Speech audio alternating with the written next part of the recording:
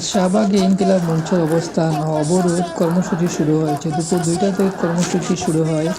শহীদ শরীফ ওসমান হাদির হত্যার দ্রুত বিচার এবং দায়ীদের গ্রেপ্তারের দাবি জানাতে শাহবাগ মোড় এবং আশেপাশে এলাকায় যান চলাচল সম্পূর্ণ বন্ধ রয়েছে। এই অবস্থায় পুলিশের পাশাপাশি বিজিবি সদস্যরাও মোতায়েন করা হয়েছে, যাতে কর্মসূচি শান্তিপূর্ণভাবে সম্পন্ন হয় এবং কোনো বিশৃঙ্খলা এড়ানো যায়। কর্মসূচির কারণে ঢাকা শহরের গুরুত্বপূর্ণ সড়কে ব্যাপক যানজট দেখা দিয়েছে।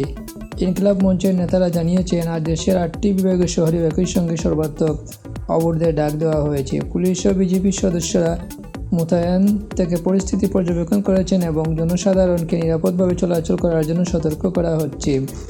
গতকাল ২৭শে ডিসেম্বর ইনকিলাব মঞ্চের কর্মীরা শহীদ শরীফ ওসমান হাদির কবর জিয়ারতের পর সাময়িকভাবে শাহবাগ থেকে সরেছিল। আজ তারা আবার শাহবাগে অবস্থান নিয়েছেন এবং কর্মসূচি অব্যাহত রেখেছেন। পরবর্তী নিউজ আপডেটের জন্য আমাদের সাথেই থাকুন।